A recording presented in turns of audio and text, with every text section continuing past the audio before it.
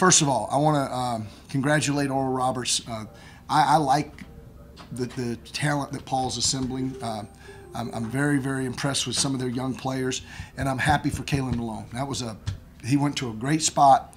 He's able to now be a lead guard, and he's playing really well. So happy for him. There was no Division I schools clamoring to get his name on the dotted line out of high school. He comes here for 2 years. I don't know where he went, JUCO first, but he's a really, really nice young man, and he deserves this experience in college basketball. So he played well. I'm happy for him.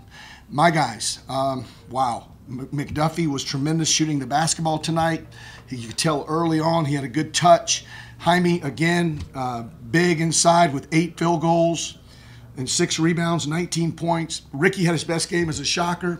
Made some shots. Love that elbow pull-up. You got to be able to live there as a lead guard in college basketball, and also making the three. All he needs to do is make 1 or 2 of those every game. And Samaje, I thought, was tremendous. But we got a lot of good contributions off the bench from Poor Bear, from Rod, Jamarius, I mean, on down the list. So a lot of guys contributed. I thought we played about 36.5 minutes of quality basketball. Just didn't play well at the end of the first half. That loose ball, like Eric Dad said first, Poor Bear gets on the ground, flips it up. That looked like that was, one of my favorite plays of the season by far. Jamarius should have gotten the ball first, and he heard about that. He should have gotten the ball. It was in his hands if he went for it. But then he gets 8 rebounds, so obviously he was going after it from that point forward. Eric dives on it. Somehow it goes to Poor Bear, and then he just flips it over the top to Jamie for the lay-in or the dunk. I had a hard time seeing because there was so many bodies scattered between when I was standing and the action. So really pleased with the effort tonight. We obviously got to get better defensively, but we do out-rebound a team that's just bigger than us, believe it or not. And by 10, we scored 84 points. We win on second chance points and points in transition. So I'll take that. They just went on the road to win at Richmond. I'm a Richmond grad with my master's degree. I know the quality of program that they've had the last 35, 40 years. So a lot of teams don't usually go to Richmond to win. So they're healthy, Oral Roberts, and I see them being a team that's going to be tough in their league. Especially for that play to be made by a guy like Poor Bear. Yeah, he was. Well, the key with Poor Bear is energy and passion and toughness. He's a skilled player. He's just learning about college basketball, but sometimes he's out there and he's like waking up from a nap.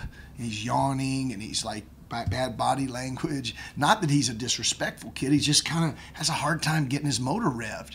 But when his motor is revving, he's a totally different player, and that's what I have to deal with. When to go with him or not. It's hard to tell. If I could have that type Poor Bear, a guy that's energetic and ready to move around and deny the post and hedge ball screens and get back in there and fight for rebounds every single night, he'd get more minutes. And I think he knows that, and he's trying. But that's, again, going back to what I said on the very first day of practice. If I could, the biggest thing that I would do, the one thing that I would do, if I could have one wish, would be to touch him with the wand, and say, you now know how to play as hard and smart as you must play to be successful at this level of college basketball. And many of them don't know that yet. I may finished at plus 34. What kind of things does he bring to this team? Well, he's obviously very long. He's a guy that has a very, very, very good skill.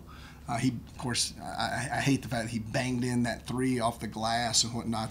He usually likes the left side facing, and this one he shot at the right side facing. At that point, the game was basically over, so it's okay. But, just don't fall in love. You wrote the article, now he's fallen in love with the 3-point shot. And, the bottom line is just he's got to take one every blue moon when he's wide open. And that one wasn't wide open, but he took it anyway. It banged in. He usually finishes, other than Saturday. He was awful Saturday against Southern Miss. He usually finds a way to get fouled or finish around the goal. And he's one that if he had more verve, vigor, and vitality, and that's something that we're working on, and played a little bit nasty, a little tougher, a little bit with an edge, play angry, that type stuff. If he had a little bit more of that, he's a guy that could play at a very, very high level. And his ceiling is the association. But he's not nearly there yet because he doesn't have that same thing we're talking about with Poor Bear. But when he does, wow, he's really, really talented. What did you like more about the way that they attacked the zone today?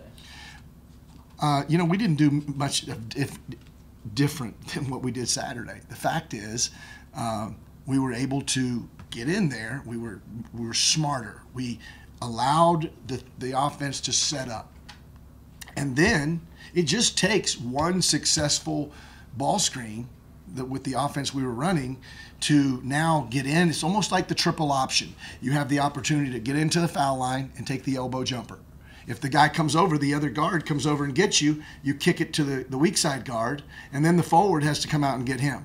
And if the forward comes out and gets him, the corner is wide open. That's where Marcus made his living. So that's the play. And then you've got a sit-in guy on the opposite block. So you basically, with a good ball screen, you outnumber the players on the weak side. Marcus in particular, did it seem like he played a much smarter game compared to... Yeah, he only had a couple of forces. I thought he had one or two forces. One, he got bailed out on a foul call, but 25 points from the big fella. He's a little banged up. Something happened. He limped out of the game, but I hope he's okay. It's great seeing him knock down all 10 of his free throws.